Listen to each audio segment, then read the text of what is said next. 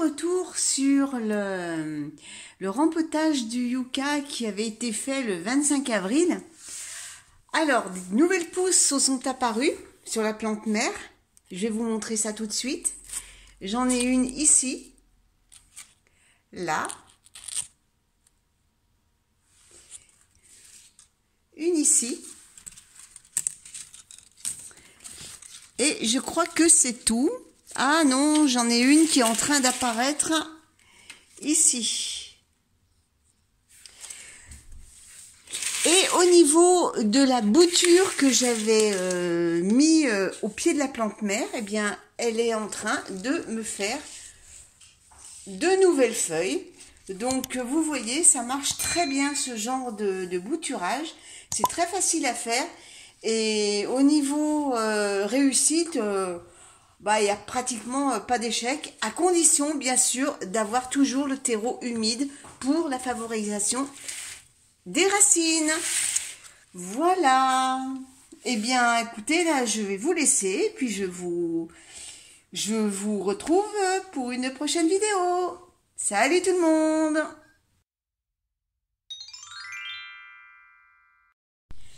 Alors, il y a aussi une plante qui est une vraie empoisonneuse parce qu'elle elle s'entoure autour des arbustes au risque de les faire crever. Alors, c'est une plante qui fait partie des curcubitacées comme le concombre et c'est la brionne blanche. Voilà, c'est ça. Alors, ça s'accroche aux besoins de vrille qui s'enroule comme le liseron. Non, le liseron, lui, c'est la tige qui s'enroule autour des plantes. Là, ça fait un peu comme le raisin. Il y a une vrille qui s'accroche aux plantes et qui court au milieu des buissons, quoi. Donc là, regardez, ça monte très loin, là. Vous voyez, là, je vais l'enlever, celle-là. Alors, je lui fais la chasse parce que c'est vraiment envahissant comme plante.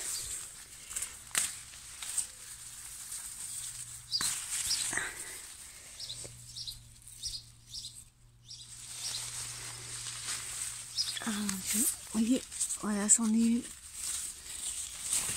Alors ça, puis alors c'est assez costaud comme ça a une racine pivot et il faudra arracher la racine mère. Mais moi j'y suis jamais arrivée. Et puis aller là-bas dedans, c'est la vraie jungle. Donc là j'en vois encore. Attendez, au milieu des hémérocales. Là, vous voyez, ça, là, ça en est. Vous voyez, ça grimpe au milieu des arbustes. Donc ça, j'y laisse pas passer.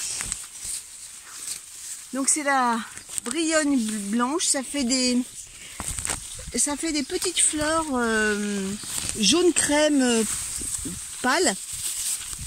Et ensuite, ça fait des baies qui sont noires. Attention, la plante, elle est très toxique. À faible dose, ça peut être mortel.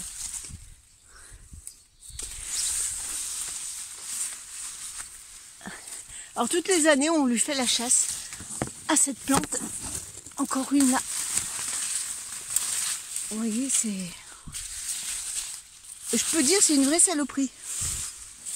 Alors je devrais peut-être pas parler comme ça, hein, mais j'assume ce que je dis.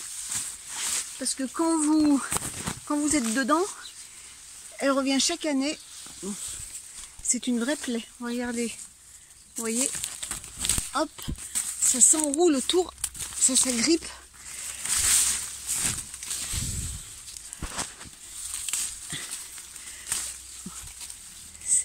Et puis ça monte haut, cette saloperie. Alors, elles viennent par l'intermédiaire des oiseaux qui disséminent les graines. Hop. Et ça, je la mets au compost, mais le compost qui est fermé pour ne pas qu'elle s'enracine à la lumière du jour. Là, j'en vois plus. Oh oui, il y en a sûrement encore. Mais là, j'en vois plus du tout. Ah si, il y en a encore une ici. Non mais c'est vrai.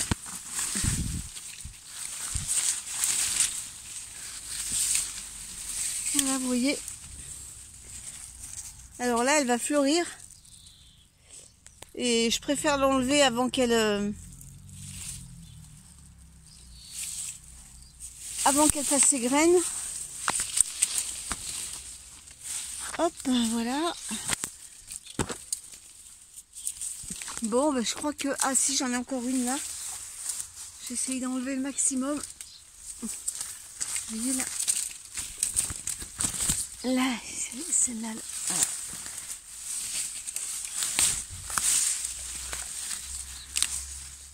Ah, on dit du liseron, mais alors ça, je crois que c'est la même plaie. Voilà. Bon, bah écoutez, je vais redescendre de ma forêt là. Hop. Alors, vous voyez ce que j'ai. Voilà ce que j'ai enlevé déjà. C'est toujours ça qui viendra pas se mettre dans les arbustes. Et ça, je vais le mettre au compost, celui qui a un couvercle. Voilà. Bon, eh bien, écoutez, je vais vous laisser, puis je vous dis à très vite pour une prochaine vidéo. À bientôt tout le monde.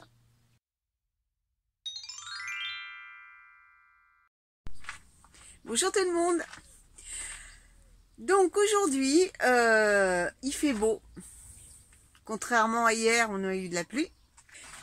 Alors ce qu'il y a, c'est que j'ai des poivrons qui sont toujours dans la serre, dans leur mini-serre. Alors moi, ce que j'ai envie, c'est que j'ai envie d'en planter dans la première serre qui est au fond. Alors les voilà mes petits poivrons qui commencent à être pas mal. Donc j'en ai rempoté certains parce que ils étaient un peu à l'étroit dans leur peau. Voilà mes petits poivrons. Ils sont jolis. Alors les gros pots, je vais les laisser là encore parce qu'ils seront destinés à être en pleine terre. Par contre, ceux que je n'ai pas rempotés, eh bien je vais en mettre dans la petite serre. Regardez, voilà, même les petits, ils sont pas mal. Hein. Enfin, je dis petits parce que les pots sont petits, quoi. Ils sont pas mal. Donc, avant tout ça, je vais débarrasser la petite serre. On va aller voir ensemble. Et puis je vais en planter 2-3 là-bas. Allez, je vous emmène avec moi. Alors au passage, cette structure que mon mari avait faite l'année dernière, je crois. Et ça me permet de sortir tous les plants qui sont en attente dehors quand la serre devient trop chaude en été. Donc là, j'ai commencé à mettre les choses les moins frileuses, hein, comme les blettes par exemple. Ça, il me reste encore de la bourrache. Et puis les salades, ça c'est la ciboule. Hier, j'avais ressemé du cerfeuil, donc ça aussi, ça craint pas puisque j'en ai semé à l'extérieur et ça a bien levé. Ici, le persil qu'il va falloir que je mette en place. Et encore là, des salades et des œillets de fleuriste que j'ai mis dehors pour voir si ça craignait les températures un peu fraîches. Mais apparemment, non. Donc voilà. Allez, je vous emmène dans la petite serre là-bas.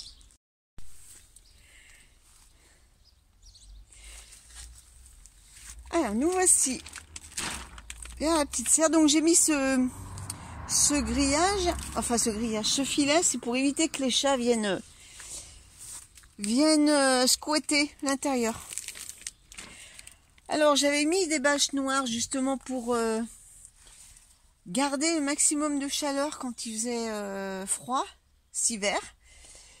Et puis donc maintenant je vais les enlever. Vous voyez, il reste plus grand chose. Hein. Donc ça c'est des plants de salade que je vais mettre donc sur les étagères. Désherber un peu parce qu'il y a quand même de l'herbe qui a poussé. Et puis je vais pouvoir installer mes poivrons. Voilà. Bon, eh bien, c'est pas tout discuté, hein, mais il va falloir peut-être se retrousser les manches. J'ai enlevé le plastique, donc vous pouvez voir que ça a quand même empêché l'herbe de pousser. Maintenant, je vais simplement mettre un coup de griffe. j'ai fait un bon petit nettoyage. Donc maintenant, eh bien, je vais aller chercher mes poivrons et puis je vais en installer quelques-uns là-dedans.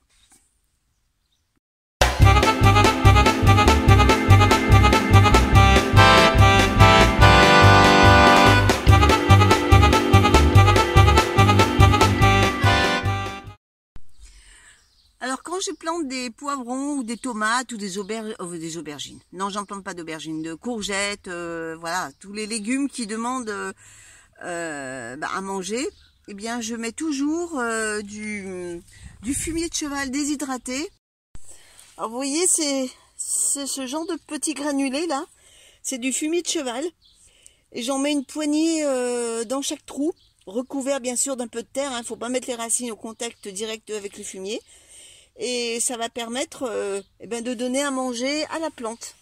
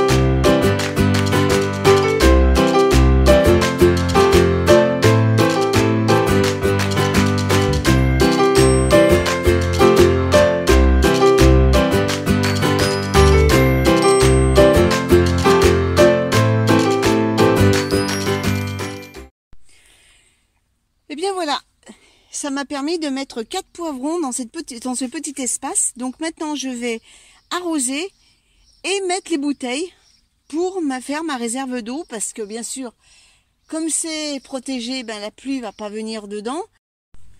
Alors j'ai 2 petits systèmes d'arrosage automatique avec mes bouteilles. Le premier, j'ouvre le fond, toujours, et je plante tel quel, profondément dans la terre, et ça va faire un bouchon de terre qui va se mettre ici, et l'eau va s'infiltrer par capillarité progressivement. Ou alors, je mets un bouchon en liège ici, que j'ai percé avec vous savez, une vrille, et en mettant de l'eau, je vais vous montrer ça tout de suite, ça va faire un système de goutte à goutte.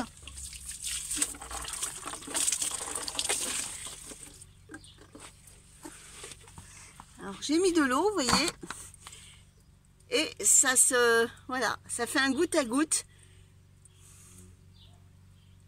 Donc voilà mes 2 systèmes. Ça fait déjà 2 ans que je l'utilise et ça fonctionne plutôt bien.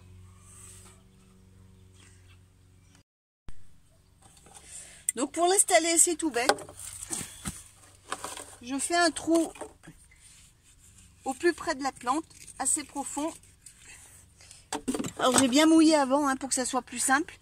Et je viens placer alors je le mets devant pour que ça soit plus facile pour moi pour le remplir.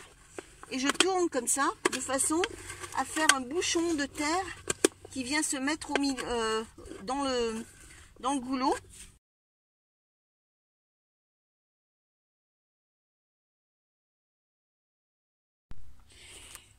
Et bien voilà, c'est fini, c'est tout installé. Et bien maintenant, il n'y a plus qu'à attendre que ça pousse. Allez, écoutez, je vous dis à plus pour une prochaine vidéo. Salut tout le monde!